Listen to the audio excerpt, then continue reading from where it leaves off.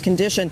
And now a lot of questions, of course, about whether Amtrak's brand new passenger line was safe. The tracks had undergone a $181 million upgrade to get people between Seattle and Portland about 10 minutes faster.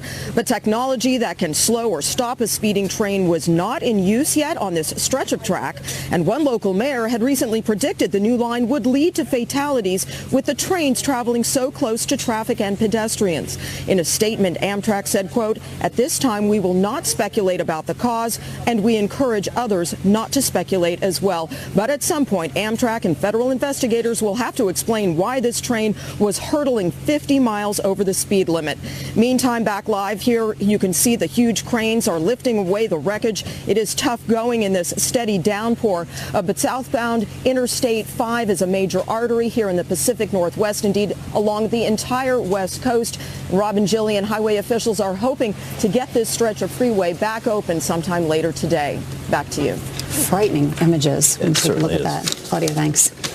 A historic tax reform vote is just hours away. The GOP poised to pass President Trump's tax bill just in time for Christmas. Today is the big day. Griff Jenkins live in Washington with what we can expect as today moves forward. Hey, Griff. Good morning, guys. They're hard at work down here trying to get that tax cut for Christmas. The president promised it. Looks like he's going to deliver as the House and Senate are expected to begin voting later today, perhaps the Senate overnight or into tomorrow, with leaders like the House's Kevin McCarthy optimistic and Senate holdouts like Susan Collins on board. Is a tax cut. If you're a family of four making $55,000, you pay zero in federal tax. This is an advantage for all of America to get stronger and more competitive. This legislation will provide tax relief to working families. Now, there was concern the bill was in jeopardy in the Senate with Senator John McCain recovering in Arizona, thus allowing for only one defection. But right now, there is only one. That's Arizona's other Senator, Jeff Flake. Still looking at the bill, still reading the bill, still working on some other issues. And it's expected to easily clear the House, although some members from high tax states like New York oppose it. I'm still going to be a no. The changes in the SALT deduction actually don't satisfy the needs of the people that I represent. And no Democrat will vote for it. House Minority Leader Nancy Pelosi actually calling it a GOP tax scam that is a Frankenstein's monster of giveaways to the wealthy. Just to be safe, by the way, Vice President Pence postponed a trip to Israel to be on hand in case he needs to break a tie in the Senate. We'll see. In one other order of business, guys, they'll need to avoid that government shutdown with the Friday deadline, but it appears most say that they're going to pass a temporary bill and punt to January. And just for perspective, last time we got significant tax reform, Tom Cruise graced the big screen in Top Gun. 86, right? That was Reagan's plan, and that's a great movie. I like that fun fact. Thanks, Griff, Greg. thank you so much. All right. Economic optimism soaring right now. The Dow rising 5,000 points for the first time in a single year. But if you ask the hosts of MSNBC's Morning Joe, the GOP tax plan is a doomsday waiting for all Americans, specifically millennials. Millennials, you just had $1.5 trillion stolen from you. Now, past Congresses have stolen $20 trillion from you. And over the next 10 years, they're going to steal another $10 trillion from you. And they're going to die. And then you're going to be left holding the bill. And yes, Nick, isn't it? There you go. Trump 2016 deputy campaign manager and president of Citizens United, David Bossie, says the mainstream media gives President Trump zero credit. The problem with the Democrat Party is they have no ideas and no agenda for the American people. That's why they continue to lose elections and in droves. So look, this tax plan is good for all Americans, not Democrat or Republican, conservative, liberals. This is a good tax reform package for all Americans. So I just want to say that if the mainstream media just gives no credit to this president, this economy is on his back. He is carrying it through deregulation and through the sheer force of his will. And he understands what businesses want, and businesses know that they have a business-friendly president. Let me just say, if Barack Obama had a 3% and near 4% GDP, he would have gotten a Nobel Prize for economics. And that's the difference here. They can't even look at this objectively and say how good this would be for the American people. FBI Deputy Director Andrew McCabe coming face-to-face with the House Intelligence Committee today. The closed-door meeting expected to focus on former top FBI agent Peter Strzok's apparent anti-Trump bias and his role in the Hillary Clinton email investigation. Republican Senator Chuck Grassley now calling for McCabe's removal. Grassley claims he's biased after his wife ran for a Virginia state Senate seat financially backed by Clinton associates. The Senate Intelligence Committee just postponed its meeting with demoted Department of Justice official Bruce Orr about his ties to Fusion GPS after brand new documents surfaced related to the hearing. That meeting now expected to happen later this week. America is going to win. President Trump unveiling his first national security strategy, highlighting his accomplishments in office and fulfilling his promise to put America first. We have dealt ISIS one devastating defeat after another. Our campaign of maximum pressure on the North Korean regime has resulted in the toughest ever sanctions. With this strategy, we are calling for a great reawakening of America, a resurgence of confidence, and a rebirth of patriotism, prosperity, and pride. It was a powerful 30-minute speech yesterday. The 4 principles of the president's strategy: restricting immigration, pressuring trade partners, building up the military, and increasing the United States' global influence. The strategy also highlights Russia and China as rivals of the United States and challenges North Korea and Iran's nuclear weapons programs. We'll have more on this coming up here in a few minutes. While you were sleeping, the U.S. confirming North Korea was the mastermind behind the largest ransomware cyber attack in history. The Wall Street Journal reports the erratic communist country pulled off the worldwide WannaCry hack earlier this year.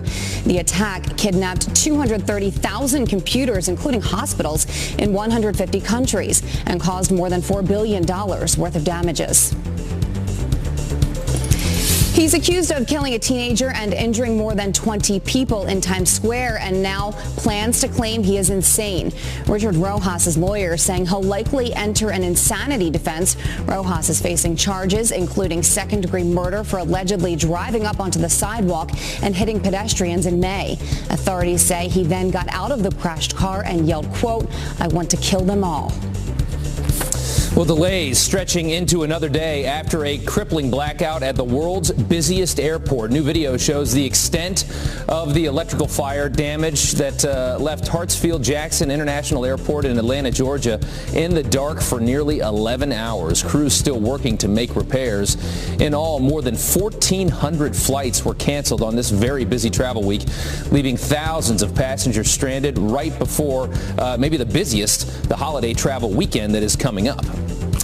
All right, fighting devastating wildfire flames in California from the sky. It's a plane you can see here, a DC-10 making a huge water drop on the Thomas fire and right above a rainbow, in fact. Some very interesting images coming out of California. The fire has scorched mountainsides for 2 weeks. It is massive in scale.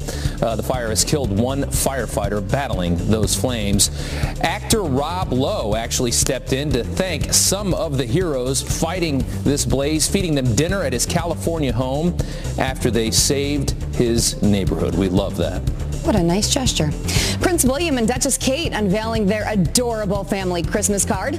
Prince George and Princess Charlotte color coordinating with their parents. Their idea, I'm sure. Donning various shades of blue. By this time next year, the foursome will be a family of 5. Will and Kate are expecting a baby in April. Clarence House also releasing a Christmas card from Prince Charles and Duchess Camilla.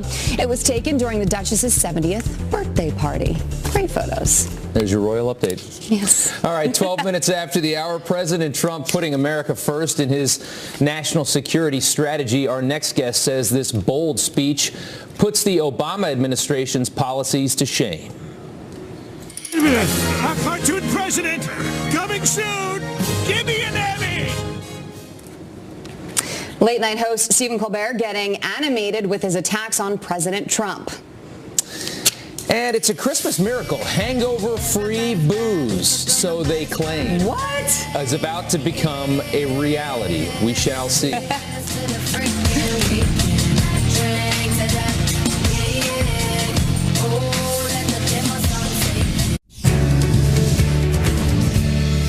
Our strategy calls for us to confront, discredit, and defeat radical Islamic terrorism and ideology, and to prevent it from spreading into the United States. All right, putting America first. President Trump taking a much different approach than his predecessors, offering no more apologies. This as he stresses American strength and economic security, putting rivals like China and Russia on notice. So is he making the right move when it comes to protecting our country? Here to weigh in is national security and military analyst Dr. Rebecca Grant. Doctor, thanks so much for coming on this morning. It was a pretty good speech yesterday, about 30 minutes long. What did you make of it? Good morning. It was a great speech. It was like a salty New York pretzel after a decade of applesauce. So President Trump has thrown out a lot of that college term paper lingo from the Obama era and given us a really key new takeaway, and that is stand up for ourselves. And he's given us a Trump doctrine. Well, let's take a look at the 4 principles right now, starting with protecting the homeland, advancing American prosperity, preserving peace through strength, and enhancing American influence. Out of these 4 things, what do you think is the most important, and how difficult do you think it will be to enforce all of this? All or not at all? Yeah, all 4 of them are important, but the first one really stands out to me, protect the homeland. Here, Trump has done something really new. He's added immigration security, vetting potential terrorists in the refugee flow. He's added that to protecting it. And he said a nation without borders is not a nation. Who can disagree with that? Now, add on top, he'll also have to do layered missile defense and many other sophisticated things that protect our homeland. You know, he also said something about advancing American influence abroad, and I think there was some question about whether or not that steps on his former kind of idea that America was going to kind of take a step back, and I don't know if you want to say be more of an isolationist nation, but, you know, not go into nation building and all the stuff like that. It almost seemed like there was a bit of confusion there about where exactly the policy stands. No nation building, but it's not isolation either. In fact, he pointed out in his speech our alliances are stronger than ever. NATO at 29 members. There are 70 countries and entities in the anti-ISIS coalition. So he's very much sticking with our allies. But he says we have to take care of American prosperity first. He's getting us ready for a long-term competition with China, and our economy is what makes our military power strong. That's what's really fresh in this speech, is recognizing we've got to have a strong economy to deter and balance with our military throughout the world. Dr. Grant, there are a couple of things that are changing in order to keep up with this America First idea. So let's go ahead and take a look at this list, starting with Islamist terrorism, a renewed focus as a major threat. Climate change, I've seen a lot of backlash to this one so far, no longer a national security threat. In the Middle East, Iran, not Israel, is the threat to peace. And on immigration, I mean, he's been very strong on this, ending chain migration, increasing vetting. What's your take on this, on the differences? Some big differences. I care about the climate, but climate change doesn't have to be in this national security strategy. So I think it's a good move to put climate change somewhere else.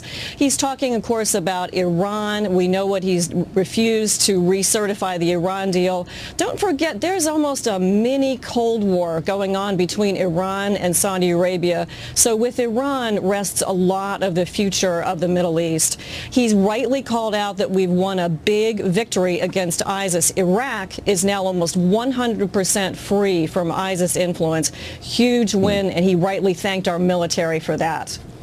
Yeah, well, it was interesting to see. I even saw CNN give him some credit for outlining all of this so early on in his 4-year administration, bringing this out so fast. So thank you so much, Doctor. We appreciate your time this morning. Great. Thank you. Remember the state attorney general who fought President Trump's travel ban? Any sort of discrimination that occurs that's unconstitutional or illegal, if it results in any harm to our state, then we're going to fight it. And we're going to tell you how he's taking that battle to the next level. And liberal comedian Sara Silverman taking a huge swipe at the right, why she says patriotism is perverted.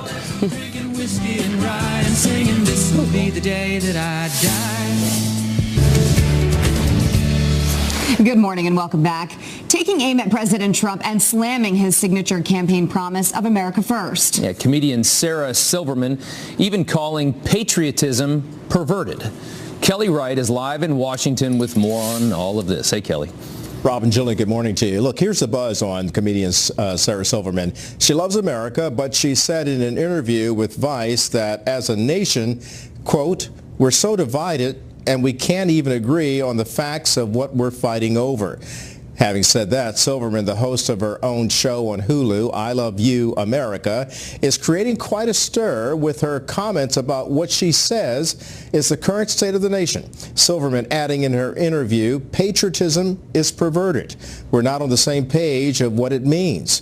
To me, being patriotic is loving your country, being a citizen, having a voice, being e pluribus unum. And how perverted is it to go from we are one to we are number one, which is such a childish idea? Silverman claims President Trump is part to blame for perverted patriotism. Silverman also believes that conservatives and liberals in America have created two kinds of patriotism, but she adds they are more alike than they are different. She blames the differences between the two groups on the media, Silverman opining that we're just getting our news from outlets that are telling us different types of stories. Meanwhile, a new poll shows 65% conservatives are proud to be American, but only 37% liberals agree. The comedy star Silverman says she loves all Americans, even people she disagrees with. A lot of people will likely disagree with her as well. Back to yes. I'm sure they will. Kelly, thank you. All right. So much to say, but I won't. This story has a lot of people talking this morning. And we asked you, when did patriotism become a partisan issue? Gregory on Facebook posting, anyone not proud to be an American needs to seek residence elsewhere. Amen. Ben tweeting, for the left, patriotism means open borders, amnesty, and handouts. The right is a pro-military and law enforcement.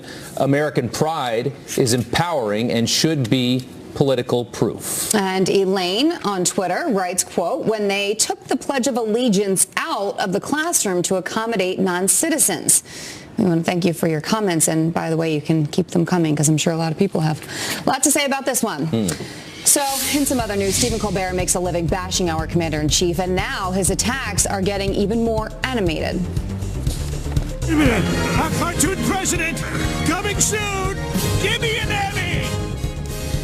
His new show, Our Cartoon President, will debut on Showtime in February. The network says the series will parody President Trump and his, quote, merry band of advisors and family members. All right, two professors taking on President Trump, urging others to do the same. The University of Colorado Denver professors asking other teachers in an article to incorporate social justice training to combat the injurious effect on students under the Trump administration. The professors writing the current climate in which the university finds itself is dominated by laws, policies, and political discourse that dehumanize certain students. This is disturbing. A Fox News alert. Your sons will return to you in coffins. That threat from ISIS as they take aim at the U.S. Army and their families. The terrifying new plan. FBI Deputy Director Andrew McCabe coming face-to-face with the House Intelligence Committee today amid new calls for his removal. And Todd Pirro is here now with what we can expect today. Hey, Todd. Hey, Rob. Hey, Jillian. Good morning to you. It is Andrew McCabe's turn in the hot seat today. Top Republicans on the House Intel Committee expected to grill the FBI Deputy Director as they scrutinize a bunch of anti-Trump texts. One of those texts getting a lot of attention right now out of the hundreds between FBI officials Peter Strzok and Lisa Page, who were romantically involved and worked on Robert Mueller's Russia probe. Strzok wrote, quote, I want to believe the path you threw out for consideration in Andy's office, that there's no way he gets elected, but I'm afraid we can't take that risk. It's like an insurance policy in the unlikely event you die before you're 40. Many lawmakers think Andy is a reference to Andrew McCabe and want to know more about his communications with Page and Strzok. Some, though, like Senate Judiciary Chair Chuck Grassley, want McCabe out. Grassley telling reporters, quote, He ought to be replaced, and I've said that before, and I've said it to people who can do it, end quote. All this comes as the lawyer for the Trump transition team accuses the General Services Administration, the GSA, of unlawfully producing emails to the FBI and Mueller's special counsel office, claiming they were privileged, while the GSA is saying there's no expectation of privacy in those communications because they end in a .gov. Meantime, Bruce Orr, the former Associate Deputy Attorney General, demoted at the Justice Department in the wake of revelations about those undisclosed meetings he had with Fusion GPS, did not testify as scheduled yesterday. We reported he was going to testify on Monday. He did not. Now he is expected to appear before the Senate Intel Committee later this week. His appearance was delayed after the committee got documents which members want to review before they question him. Guys, back to you. All right, Todd, thank you. Now to a Fox News alert. The Amtrak passenger train that derailed in Washington State, plummeting onto a highway below, was speeding. Let's take you live right now in DuPont, where the FBI and NTSB are on the scene, combing through the horrific crash that left at least 3 people dead and nearly 100 others hurt. The train was going over 80 miles per hour moments before the steep curve, where the speed limit, by the way, is only 30. It then fell off the tracks, sending rail cars crashing, falling over like dominoes and sending passengers flying like ping pong balls. I was just on the floor like a pinball, and everything on that car was rubble. People started flying towards me. It sort of felt like war. It was the Amtrak train's first trip on the new route, designed to speed up travel in the Northwest. All right, your sons will return to you in coffins. A sick new ISIS threat targeting the U.S. Army and the State Department. In a very disgusting new propaganda video, the terror group claims it hacked into our government systems, obtaining addresses, vowing to send assassins to employees' homes. We haven't verified if any of this is true. With scenes of war, bombings, and terror attacks playing in the background, the footage also declares Muslims will return to being masters of the world. He single-handedly tried to stop the president's travel ban, and now he wants to work on Capitol Hill. The outspoken anti-Trump Attorney General of Hawaii, Doug Chin, announcing he's running for Congress. He filed lawsuits against every single one of the president's travel orders before the Supreme Court ruled in the president's favor. Chin is seeking the seat left open by Representative Colleen Hanabusha, who is running for governor. All right, what could be historic tax reform, and it could be just hours away. The GOP poised to pass President Trump's $1.5 trillion tax bill as it heads for the big final vote today, and then possibly to the president's desk to be signed into law as early as tonight. We shall see. Many Republicans say this long-anticipated campaign promise is overdue. Everyone's sick of the swamp. President Trump ran against that. Bernie ran against that. The left forgets, right? The middle class hasn't seen a wage increase in 30 to 40 years. Real wages up. They've been flat for 40 years. That's what the last election was about. All right, this as Vice President Mike Pence has postponed a trip to Israel in case he needs to be on hand to be the tiebreaker in this, as, of course, John McCain is back in Arizona. Also, Congress also working to avoid a government shutdown by Friday, so it is a big week. How about this? We will see a black hole for the first time ever in 2018, and this is what it could look like. Astronomers expect to see the silhouette of the disk of the supermassive black hole at the heart of our galaxy burned against a background of superheated plasma. The NRAO using an Earth-sized telescope to catch the glimpse 26,000 light years away. My goodness. That stuff is crazy. Just so fascinating to me. I can't get enough of the space stuff. And Janice is here now to talk about the weather. Not quite as high up in the sky as the black holes. No black hole lessons today. But let's take a look at the temperatures, because it's warm here in the Northeast along the East Coast. But I have to say, as we get into Christmas, maybe a cool down, maybe a little bit of snow on Christmas Day. We'll have to stay tuned to that. But you can see where we've got the frontal boundary, the eastern half of the country warmer than average, and then we're getting the cooler air from Canada across the northern plains. But look, I mean, we're talking about 6 to 12 degree difference from what it was this time yesterday. There's the past 24 hours. We have a storm system moving into the